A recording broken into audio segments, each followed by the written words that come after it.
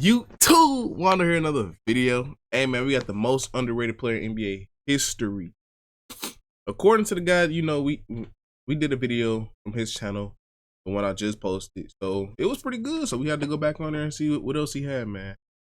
But this is according to him, I guess. So we're gonna see who's the most underrated player. In my eyes, there's a lot of underrated players right now. Like Penny Hardaway, shit, we can even go Tracy, Vince Carter. Like they all underrated players to me. But I know it's some more. But before we get to this, make sure y'all subscribe, make sure y'all comment and like. Without further ado, let's jump straight into it. I'm trying to see who we talking about. It's a lot of players that don't get their credit, bro. Even Tim Duncan underrated to me, bro. Facts. He GOAT status too. So over the years on my channel, I've changed my mind several times on who I believe was the most underrated player in NBA history. And honestly, I think I have a legitimate reason to change it once again. Now when I say quote underrated, I mean it in a literal sense. I'm not talking about guys who are underappreciated or underrecognized, but I'm talking about a guy who is ranked way lower by the general audience than I believe he should be. The player I'm talking about is the 7-foot 1-inch center, David Robinson. How y'all feel about that? I ain't gonna lie, he didn't even cross my mind, bro. I guess he would be kind of underrated as far as like his spot, because David Robinson's actually good. He's a great player. Definitely heard a lot of stories about him, bro. Let me know what y'all think. Also known as the Admiral. This legend had a late start to his NBA career due to him finishing his time in the Navy. He didn't end up playing his first game in that's why he was built like that, bro. Pause. But bro was in the Navy. Oh, he was working out.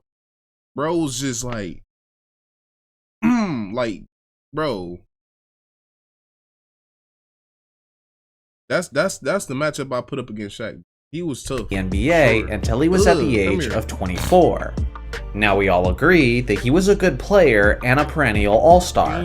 But when I last ranked my 30 greatest players of all time, I had Robinson at 22, which was ahead of guys like Karl Malone, Kevin Garnett, Giannis, and Nikola Jokic. I think this specific ranking created more backlash than any other ranking on— Wait, whoa. Over Joker and Giannis now? I don't know. He probably over KG for sure. Karl Malone, they neck and neck, so I guess. But I feel like Giannis and Joker, they up there now, bro. They far past the legend, bro. I'm not gonna lie to you. Joker especially. I gotta give him his props, bro. He been going crazy. On the list. People simply don't believe that Robinson is as good as I think he was. I believe there's several reasons for this. For one, Robinson is generally seen by modern fans as a playoff choker. He was famously bested by Hakeem Olajuwon in the 1995 Western Conference Finals, and that lasting impression has done a lot to— A playoff choker though? That's you going against the dream, bro. Like, come on, bro. He's a tough opponent, bro. Hinder his legacy. Not gonna lie. The other thing is that David Robinson was never the best player on either of his championship teams.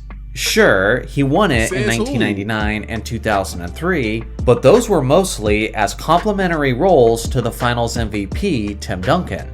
Lastly, a lot of younger fans believe that when Tim Duncan was drafted in 1997, he saved the Admiral and the Spurs from the bottom-feeding ranks of the league, which honestly couldn't be further from— That might be true. But I think David Robinson had to suppress his role a little bit for Tim Duncan to shine. And it's nothing wrong with that, bro.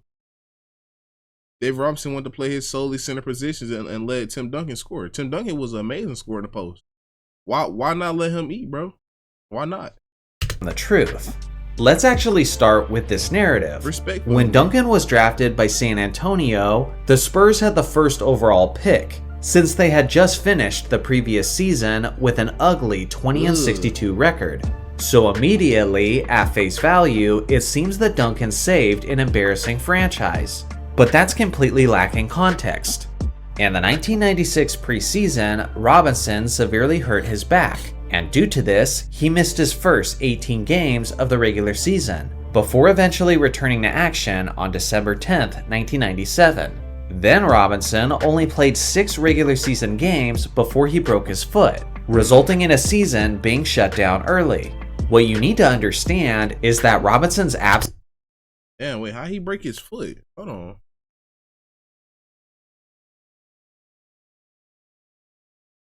Wait, what? Damn. Surgery. Screw be placed in a broken bone. That's crazy. He got a screw in his bone? Was the reason the Spurs finished with only a 20-62 record.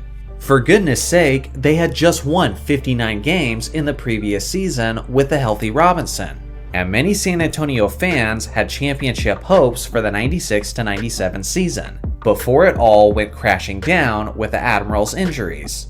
Before Duncan showed up, there was basically never a time where Robinson's Spurs weren't seen as legitimate contenders in the Western Conference, as the Robinson-led Spurs were averaging a whopping 55 wins a season over their 7-year stretch before the injuries. This wasn't some super team either, as the Spurs' next best player was the small forward Sean Elliott, who was a quality player, but I would also describe him as a borderline all-star at best. The truth is, Duncan wasn't just joining some rebuilding lottery team, but he was joining a perennial Western Conference contender, thanks first and foremost to the dominant play. Hey, I ain't a lot of Spurs. They blessed to have Tim Duncan. Tim Duncan would have went to any other team, would have been bad. But this is actually the right team for him. Now I think about it. This is actually the right team for him. But according to the video, bro, David Robinson definitely is one of the most underrated players. I feel like they don't give him his props. Even though his team went, 29 and whatever, he still was doing the best. He still was doing his best for the Spurs, bro. Look at their lineup. They don't really have too many other, star key players to build their team as much as he's saying, but like, yeah, he tried. David Robinson. He can't do Obviously, David wasn't totally the same player when he returned from the injury, since he was now in his mid-30s while recovering from an injury that often destroys the careers of many big men. Regardless, in his first season back in 1998, he averaged nearly 22 points, 11 rebounds, and 2.6 That's great. blocks, while hitting 51% of his shots. He actually finished 7th overall in the MVP race, and 3rd overall in the Defensive Player of the Year voting. Again, that was his impact in his declining phase. And his prime was something else entirely. At different points in his career, Robinson led the NBA in scoring, in rebounding, and he led the NBA in blocked shots. Damn. Kareem Abdul-Jabbar is the only other player in NBA history who has led the league in points per game, rebounds per game, and blocks per game. Technically, Wilt Chamberlain should probably be in that list as well, if blocked shots had been tracked in his era. But still, the fact that Robinson did something that only Kareem and Wilt.